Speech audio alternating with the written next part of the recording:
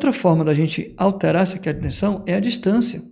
Então, Marcelo, como é que eu sei qual é o caminho que o Revit está considerando para calcular essa distância aqui automática? Porque do jeito que a gente olha a planta aqui, e agora eu quero que você preste muita atenção, que esse aqui é o ponto principal da aula que eu quero mostrar para vocês, ensinar esse recurso para vocês aqui, é o seguinte. Esse é o circuito. Aqui, esse é o circuito. Qual caminho o circuito está levando para o Revit calcular aquela distância ali? Qual é o caminho? Como é que eu sei? Será que ele está fazendo uma rota reta, linear, daqui até o quadro? Ou será que ele está levando em consideração, por exemplo, uma personalização, uma particularidade desse projeto?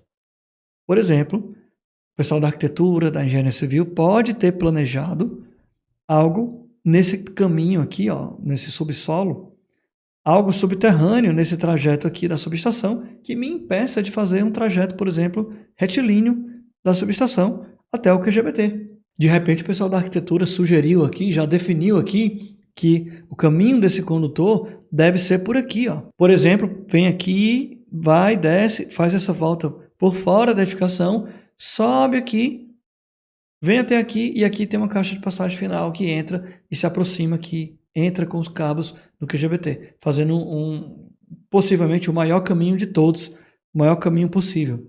Poderia ser, são opções de projeto. Você, como projetista, tem que ter a liberdade de personalizar isso. E melhor ainda, você tem que saber o que a ferramenta está fazendo aqui. Lembra? Eu gosto de ensinar você a dominar a ferramenta e não a ferramenta te dominar.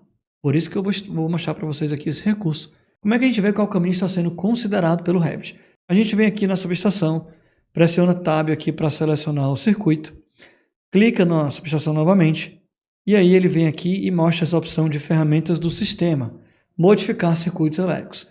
Uma dessas opções está aqui, ó, editar caminho.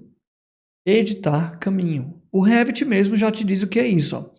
Personaliza o caminho do circuito selecionado.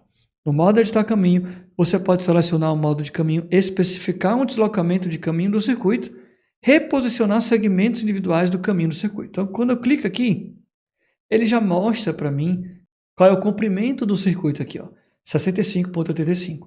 Exatamente aquele dado, aquele número, aquele parâmetro que está indo para o meu quadro de cargas automaticamente.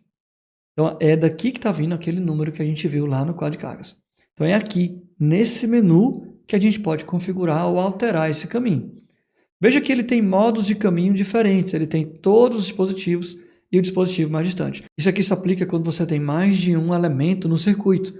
E ele pergunta para você, qual distância você quer considerar?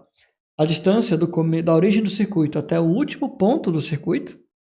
Ou a distância de todos os dispositivos? De repente você faz um caminho diferente do que o Revit está prevendo. Normalmente eu costumo deixar essa opção de dispositivo mais distante. E aqui ele ainda pergunta o seguinte, olha, você quer colocar algum deslocamento adicional, ou seja, 65 mais um deslocamento? Sim ou não? Se sim, você tem que colocar aqui a informação. Normalmente a gente deixa uns 2,75 aqui, ou 3 metros, ou 2 metros, para considerar sempre alguma curva, sempre alguma curvatura do condutor, principalmente condutores grandes aqui precisam de um raio mais suave de curvatura na hora da execução, vai facilitar. Então a gente deixa aqui 2 a 3 metros de deslocamento de cada trecho, de cada caminho, de cada circuito. E o mais importante aqui é que se você clicar nessa linha azul, se você reparar nessa linha azul aqui, você vai ver que esse é o caminho que o Revit automaticamente traçou para fazer, para o desenho desse circuito, para o trajeto desse circuito.